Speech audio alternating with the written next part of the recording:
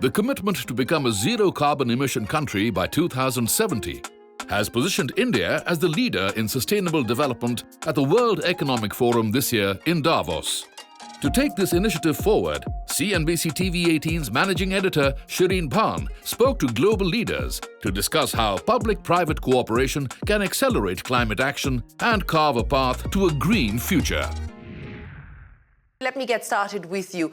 We're very clear that we need to move in parallel as far as adaptation and mitigation is concerned, and that has to be the way forward. How far have we moved on that front? How far have we moved on realizing that adaptation requires intervention? It requires urgent intervention. Yes, thank you, and thanks for organizing this panel. I'm glad that adaptation gets more and more attention, but we are not yet there at all. People found it difficult to understand what is now all these climate actions, climate mitigation, adaptation, what is all, loss and damage, etc. Break it down for everybody who's watching. Mitigation is trying to prevent that we come above 1.5 degrees, so decreasing emissions. Although we know we will not manage that. We need to continue with mitigation, but we will not manage it. Already today, for Africa, for Indonesia, for India, climate change is a reality, not to grow enough food to eat. So it's nothing for the future, something today. So adaptation needs to be much higher on the agenda, and we need to be able to involve the private sector also to come with new seeds that can grow when there is not enough water, with new water systems, with new way to protect cities for floodings, with new way to protect infrastructure, etc. And the technologies are there, but we have still to orchestrate it. And we need to make clear what it is. And one last thing, on mitigation, we have a clear goal. We need to keep the world below 1.5 degrees. Okay. On adaptation, we need to become more resilient. Whatever that is, we don't have a clear, common, well-defined single goal, and that makes it more complicated. Well, thank you very much for those opening remarks, Faike, because I think that sets the context for the conversation that we intend to have.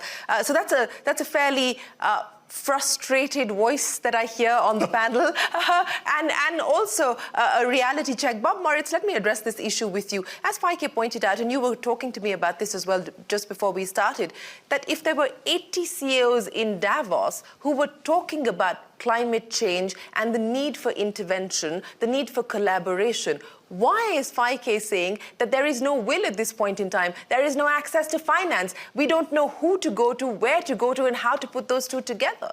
Why this deficit? So as Faike described, we have a great conversation, and I want to be clear, the CEOs have been having conversations on the topic of mitigation, and they have been taking action on that. I want to be super clear. What we have done is done it in lieu of, and unfortunately at the expense of, adaptation. So the WEF, and appropriately so, commissioned a report that actually would do the course correction to bring the business community, to bring equal prominence to the business narrative, the government narrative, and the societal narrative of why this is important. And in order to do that, what's it going to take to get the business community to step up to the challenge, not to at the expense of mitigation, but rather get equal amount of time, attention, capital, and action on the issue of adaptation. But let me get Ms. Kamdani into the conversation as well. You've heard what Faike as well as Bob Moritz have had to say. You know, you come from Indonesia. As we've been pointing out, it is countries like India, Indonesia, Africa that are facing the vulnerabilities, the challenges of what is happening to climate change at this point in time. Is this a matter that has political buy-in? Is there political will to try and see where you can access technology, where you can access capital, to try and move down this road? What is the experience at this point in time? Well, thank you for the opportunity to join this panel. I was excited yesterday hearing, the leaders was talking about climate change, and I think Vice President Al Gore was saying, political will is renewable resource, right? So, the feeling that I get right now is when we talk about, we don't even have to talk about adaptation yet, talk about climate change in general. There's still a big gap between the developed countries and developing countries. And we have to address that gap, because when businesses come to picture, we cannot just look at the global businesses. We have to also talk about the local businesses. So first of all, I think what is adaptation? I mean, you were mentioning even you know the most advanced companies are still not clear.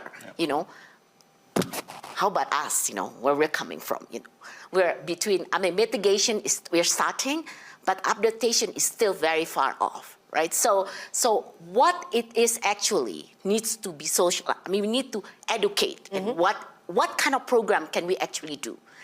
And when we talk about the who, right, it's government, yes, but where does each government stand also differ in their point, right? There are so many priorities of government. When we talk even about achieving net zero, of course they will commit themselves. Indonesia had committed to 2016 achieving net zero, but it's just a commitment, right?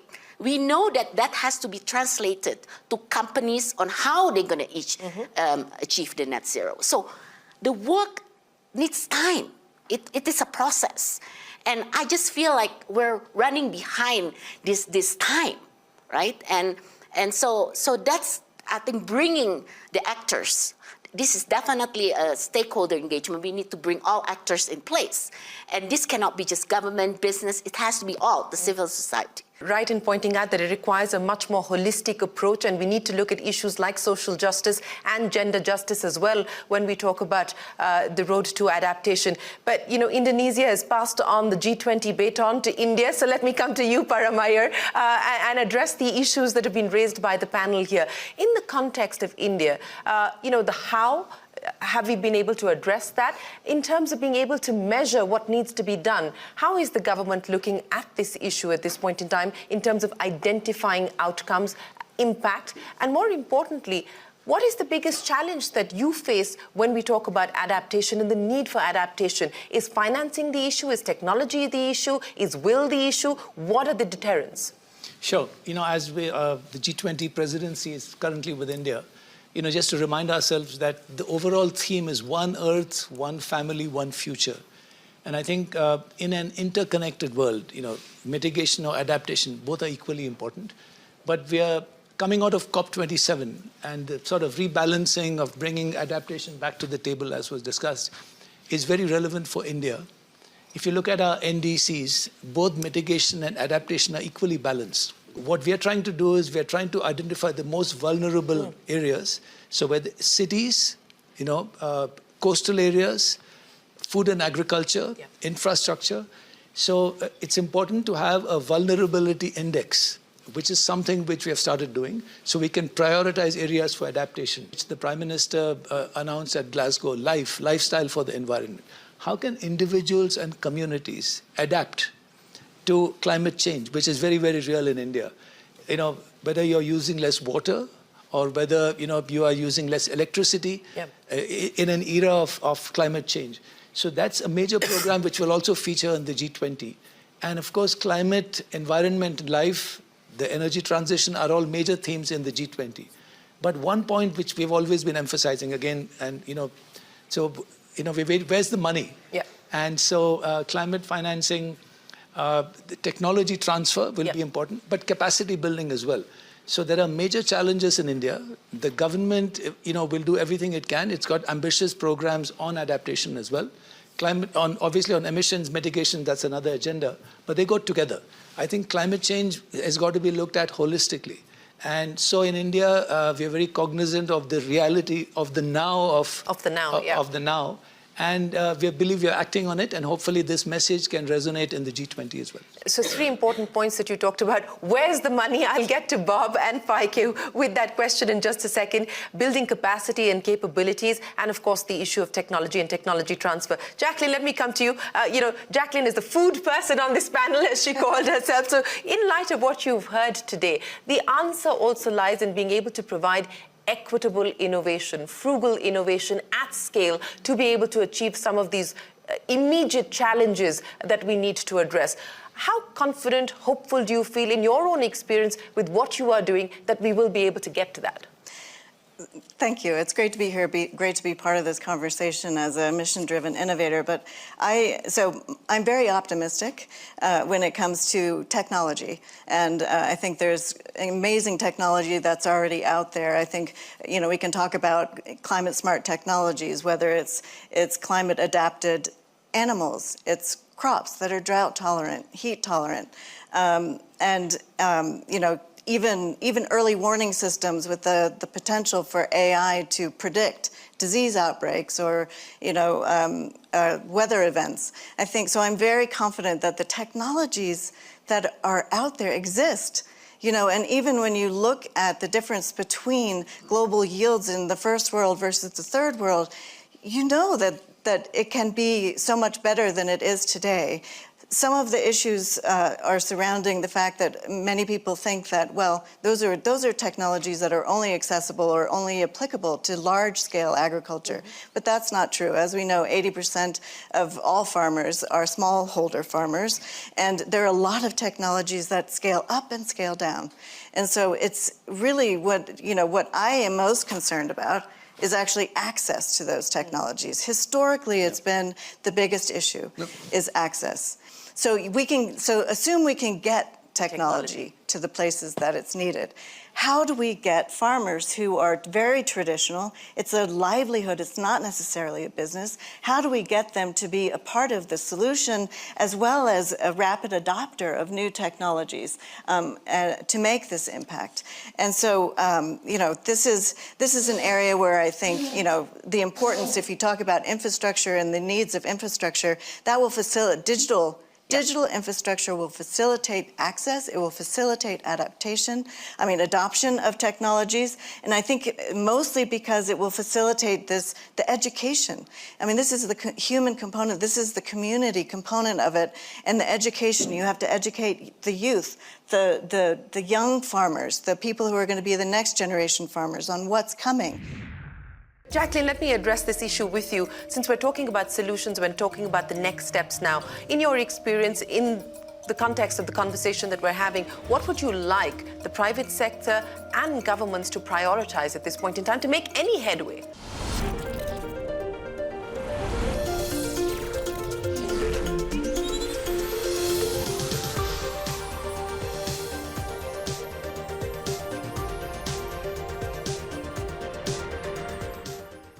And Faiki, let me start by talking about capital, because that is something that everyone on the panel has raised as an issue, as a constraint. Where is the money going to come from? How much money do we need? Well, maybe let's start with the money we are destroying and making clear that climate change is not something for the future we need to be afraid of, but is something today. Two things on that one, on the money.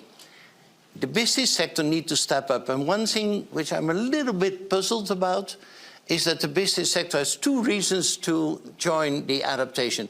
One is purely out of self-interest, because business has a vulnerable supply chain in agricultural streams, in flooding of sites, in droughts, or if you are in South Africa, there's no drinking water, don't expect your people to appear on work, etc. So why not adapt your own supply chain and your own operations and spend money there? That's purely self-interest. And it is that the people, money business leaders, do not fully get it yet. Now, I think the insurance sector can play an important role, because if they don't want to insure your activities anymore, you will get a strong wake-up call. At the end of the day, there needs to be a private-public collaboration. And like I said, 99% of the adaptation money is coming from the public sector now. That cannot be. We expect even at the end of the day that 80%, now it's 1%, that 80% will come from the private sector. The private sector needs to invest much more in adaptation. Now, I think to get over the hurdle, I think the private sector needs to find the funds which are available publicly now. Those funds need to find the private sector need to find the funds. We can help to orchestrate that. And then hopefully we lift up, because I totally agree with you, I'm hopeful also, strange enough, partly the technologies are there. There are big seed companies who have developed new seeds, which can grow also when there's a shortage of water. That's exactly what Africa needs. So the technologies are being developed, and now we need to find a way to make that for business. A business model also is finding that money, because business can do it from CSR activities, but that is not a sustainable model forever. So we need to allow them to make some money with that. And if we can bridge that gap, I think we can make a giant step forward. So can I build on Feiki's points, please, around this capital point? Now, there's three sub-components to it which are really important. First, you've got to get the business narrative so the private sector wants to invest, and you want to make sure that the ROI is super clear, either from a self-interest perspective to what they do, or for that matter, the ROI they're going to get. And if you actually look at the ROIs embedded in either mitigation or adaptation, you're probably more likely to get a higher ROI from the avoidance of the cost and all the liabilities associated with it if you actually focus on adaptation. So we've got to just make that business case perfectly clear to the financing organizations that are out there and get the business community to be more vocal on that particular point in terms of what they need to do. Second, you've got to bring the public-private partnership together, and where the business community can help more so, where those evangelists can help more so, is how can we make it easier for politicians to say yes? Because this is usually now political at the local level.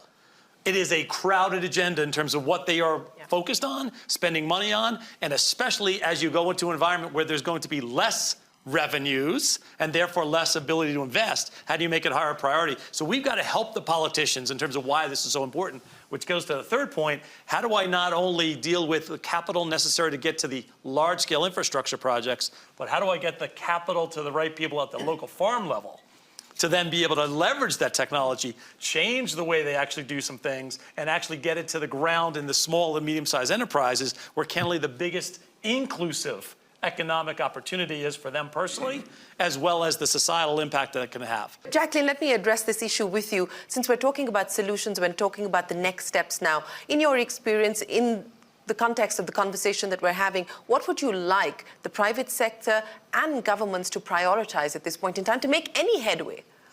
I think the biggest priority is digital infrastructure. I'm heartened to hear about the broadband across all of India, because I think there are things that you can do with communication and education today that don't require movement of a lot of technology, like adoption of regenerative agriculture could have a huge impact. And so, you know, I think that those are things where it's about education and getting and communicating with farmers in rural areas to make a big impact. Yes. You know, I want to make sure that when we finish this session, something come out of it. Yes, right? yes, absolutely.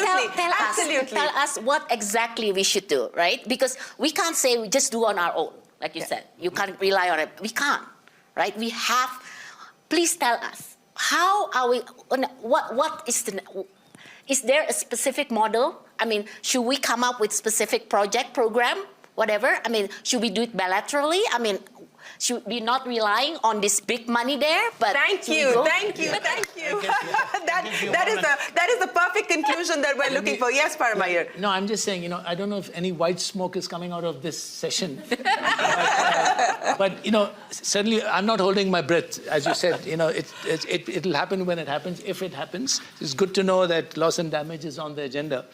But clearly, we've got to act now. And I think one important point I wanted to mention, in the G20, as part of our finance track, the reform of the multilateral institutions is key. So we're talking of multilateral institutions for the 21st century, and I've worked in the World Bank for many years. I think they play a critical role now. Let's see if they're going to step up to the plate in terms of at least de-risking private investment. And if we can do that and bring that towards adaptation, I think that could make a difference. But, you know, there's a discussion going on, and we will be pushing for that as part of the finance group discussion in India. Okay. Bob Moritz, we've got exactly a minute, and I'm going to close with you. You talked about how the report points towards a course correction. And that's what I want you to leave the audience with. What are the priorities? What are the imperatives? Where do we need to make the most course correction today? the three things I would go to is to make sure the narrative is actually on everybody's agenda going forward, and equally as important in the emerging markets that need it most, that have suffered the most and potentially going to suffer the most. Number two, actually get the bankers to help with the capital and the financing associated with this. And third, there are examples like Feike has talked about in lots of parts of the world, including the technology and the education relevant to the labor force. I would just say, as we use you as an example, pick 5 or 6 examples from the rest of the world. Let's bring them in, get them implemented and scaled up as quickly as we possibly can. There's lots of fantastic ideas that are no longer ideas, but rather actionable and having impact. Our challenge is how do we leverage them, scale them, and not waste time in doing so. Well, I think that is the perfect note to end this conversation. Thank you very much, ladies and gentlemen, for joining us here. We have got some concrete action at the end of this panel. I have to admit, I wasn't sure whether we'd be able to stir up enough of a debate and whether we would actually be able to put on the table ideas that each one of us can think about and, more importantly, work on as we go back home. But thank you very much for putting those ideas on the table. Thank you very much, ladies and gentlemen, for joining us here. Appreciate your time.